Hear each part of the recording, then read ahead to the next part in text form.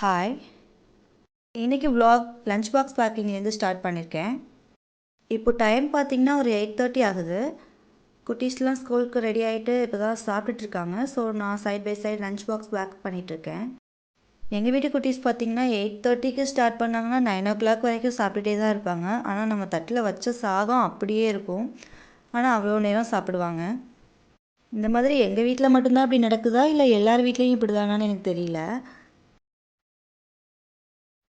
இன்றைக்கி லஞ்ச் பாக்ஸுக்கு lemon rice, சுண்டல், கீரை இது 3 தான் ரெடி பண்ணியிருந்தோம். லெமன் ரைஸோட கொஞ்சம் கீரை மேட்ச் ஆகாது தான். பட் என் பையனுக்கு இன்றைக்கி கம்பல்சரி கீரை எடுத்துகிட்டு போகணும் ஸ்கூலுக்கு. அதனால் கீரை பண்ணியிருந்தோம். மார்னிங் பிரேக்ஃபாஸ்ட்டுக்குன்னு தனியாலாம் எதுவும் பண்ணல. லெமன் ரைஸே தான் சாப்பிட்டுட்டாங்க. எப்போவுமே அப்படி தான். மார்னிங் தனியாலாம் பண்ண மாட்டோம். மதியானம் என்ன பண்ணுறோமோ அந்த ரைஸில் கர்ட் போட்டு சாப்பிட்டுப்பாங்க. குட்டீஸ் 3 பேருக்கும் லஞ்ச் பாக்ஸ் பேக் பண்ணியாச்சு ஆல்மோஸ்ட். அவங்கவுங்க பேக்கில் செட் பண்ணிவிட்டு 9:00 ஆக போகுது. ஸோ குட்டீஸும் ஸ்கூலுக்கு ரெடி ஆகிட்டாங்க. வேனுக்காக வெளில போயிட்டு வெயிட் பண்ணிகிட்டு இருந்தாங்க. குட்டீஸ் ஸ்கூலுக்கு அனுப்பிச்சிட்டு நமக்கு இன்றைக்கி ஒரு ஃபங்க்ஷன் இருக்குது. அவங்க அனுப்பிச்சதுக்கப்புறம் தான் கிளம்பவே ஸ்டார்ட் பண்ணணும். ஃபங்க்ஷன் பார்த்திங்கன்னா 9 to 10:30. பட் நாங்கள் கிளம்ப ஆரம்பித்ததே 9:15க்கு மேலே தான் கிளம்ப ஆரம்பித்தோம். ஃபங்க்ஷனுக்கு நான் green with maroon colour sari தான் சூஸ் பண்ணியிருந்தேன். இந்த சாரீ வீட்லேயே கொண்டு வந்து சேல்ஸ் பண்ணாங்க. ஆர்கானிக் சாரீ அப்படின்னு சொன்னாங்க. மூங்கில் பட்டு அப்படின்னு சொல்லிட்டு. ஆக்சுவலாக இது மூங்கில் பட்டு தானான்னு எனக்கு தெரியல. நான் கரெக்டாக தான் வாங்கியிருக்கேனா அப்படின்னு சொல்லிட்டு உங்களுக்கு யாருக்காவது தெரிஞ்சால் கண்டிப்பாக கமெண்ட் பண்ணுங்கள். பட் கட்டிக்கிறதுக்கு ரொம்ப லைட் வெயிட்டாக கம்ஃபர்டபுளாக இருந்தது. ஃபங்க்ஷன் கிளம்புறதுக்கு பார்த்திங்கன்னா 9:45 ஆயிடுச்சு. இங்கேருந்து வாக்கபிள் டிஸ்டன்ஸ் தான். போயிட்டு ரிட்டர்ன் ஒரு 12:30க்கு மேலே தான் வந்தோம். வந்து ஃப்ரெஷ்அப் ஆகிட்டு சாரியும் ஒன்றா கையோட மடித்து காய வச்சிடலாம் அப்படின்னு சொல்லிட்டு அந்த ஒர்க் தான் பண்ணிகிட்டு இருந்தேன். எனக்கு இந்த சாரீ மெயின்டைன் பண்ணுறது கொஞ்சம் நீட்டாக வச்சுக்கிறதுலாம் கொஞ்சம் பிடிக்கும். ஸோ அதனால் அதை நான் உடனே பண்ணிவிடுவேன். இன்றைக்கி நம்ம வீட்டில் ஆடிக்கு சாமி கும்பிட்றோம். அதை எப்படி சொல்வீங்கன்னு எனக்கு தெரியல. ஆடி மாதம் நம்ம சாமி கும்பிடுவோம் இல்லையா, அதுதான். எங்கள் வீட்டில் பார்த்திங்கன்னா வேஷ்டி, சாரீ இதெல்லாம் வச்சு தான் சாமி கும்பிடுவோம். புதுசாக எடுத்ததுனால நினச்சி காய வச்சுட்டு அதுக்கப்புறம் தான் ஸ்டார்ட் பண்ணோம். இந்த மெத்தடில் தான் எங்கள் அம்மா பண்ணுவாங்க. ஸோ அதையே நாங்களும் ஃபாலோ பண்ணிக்கிட்டோம். நம்ம வீட்டில் சாமி கும்பிட்றதுக்கு பார்த்திங்கன்னா மீன் குழம்பு, மீன் ஃப்ரை, வடை பாயசம் தான் பண்ணுவோம். அக்காவும் நானும் என்ன மீனாக இருக்குன்னு சொல்லி டிஸ்கஸ் பண்ணிகிட்டு இருந்தோம்.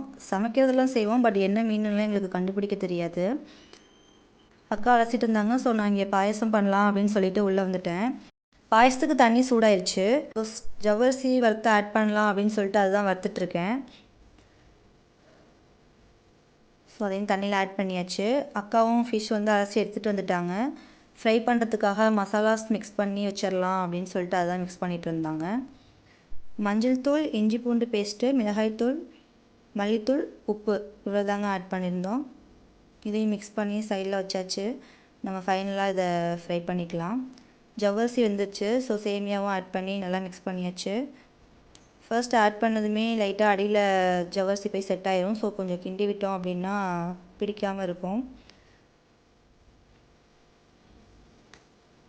பாயசத்துக்கு பால் தான் காய்ச்சிட்ருக்கேன். ஆக்சுவலாக நான் இதை வந்து கொஞ்சம் ஆறுனதுக்கப்புறம் தான் ஆட் பண்ணுவேன்.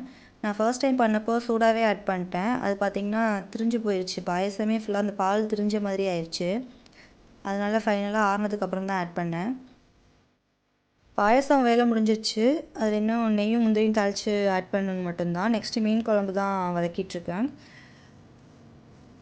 மீன் குழம்பு பார்த்திங்கன்னா நம்ம மண் சட்டியில் வைக்கிறது ரொம்ப டேஸ்ட்டாக இருக்கும். மீன் குழம்புன்னு இல்லை, நம்ம எந்த குழம்பு பண்ணோன்னாலுமே மண் பாத்திரத்தில் செய்யும்போது டேஸ்ட் இன்னும் கொஞ்சம் அதிகமாக தான் இருக்கும்.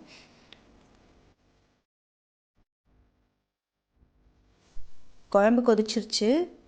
மீன் ஆட் பண்ணிக்கலாம். இன்னொரு அடுப்பில் மீனும் பொரிக்கிறதுக்கு வச்சாச்சு.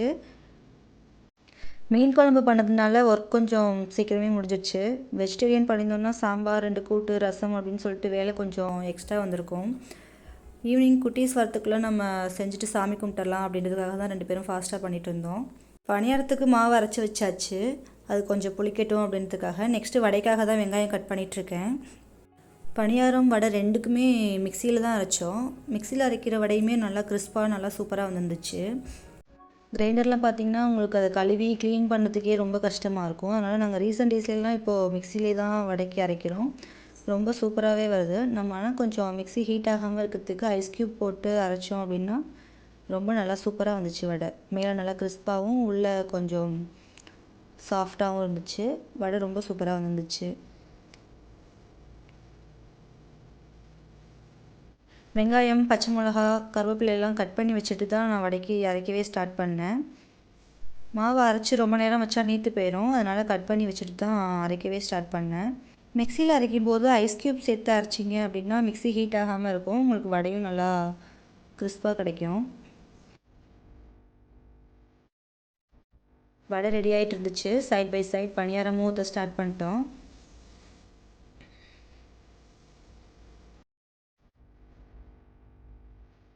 பாயசத்துக்கு முந்திரி திராட்சை ஆட் பண்ண மறந்துட்டோம். ஸோ ஃபைனலாக அப்புறம் அதையும் தாளித்து ஆட் பண்ணியாச்சு. ஆல்மோஸ்ட் குக்கிங் ஒர்க் எல்லாமே முடிஞ்சிருச்சு. பூஜா ரூம் ரெடி பண்ணிவிட்டு இனிமேல் சாமி கும்பிட்றதுக்கு ரெடி பண்ணுறது தான்.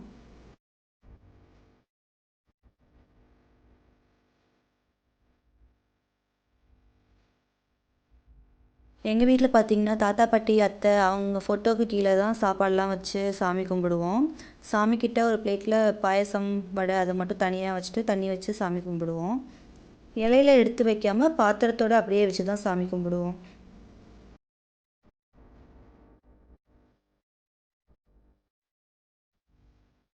சாரி வேஷ்டி இதெல்லாம் காய வச்சுருந்தோம் இல்லையா, அதெல்லாம் எடுத்துகிட்டு வந்து மடித்து வச்சுட்டு வளையல், குங்குமம், வெத்தலைப்பாக்கு, பணம் இதெல்லாம் வச்சு ஒரு பிளேட்டில் பழங்கள் எல்லாமே வச்சு சாமி கும்பிடுவோம். நீங்கள் எல்லாருமே இப்படி தான் பண்ணுவீங்களான்னு எனக்கு தெரியாது. நான் எங்கள் வீட்டில் ஃபாலோ பண்ணுற மெத்தட் தான் சொல்லியிருக்கேன். நாங்கள் இதில் ஏதாவது மிஸ் பண்ணியிருந்தாலும் கண்டிப்பாக கமெண்ட் பண்ணுங்கள். நாங்கள் நெக்ஸ்ட் டைம் பண்ணும்போது அதை ஃபாலோ பண்ணிக்கிறோம். எல்லாமே அரேஞ்ச் பண்ணியாச்சு. நெக்ஸ்ட்டு சாமி கும்பிட்றது தான்.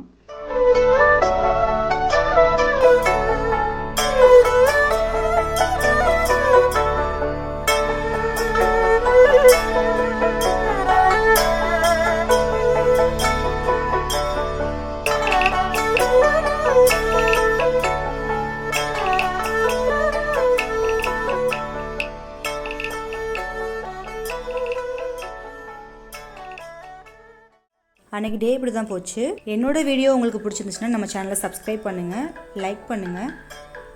நான் ஏதாவது மிஸ் பண்ணியிருந்தால் கமெண்ட் பண்ணுங்கள். தேங்க்ஸ் ஃபார் வாட்சிங். பாய்.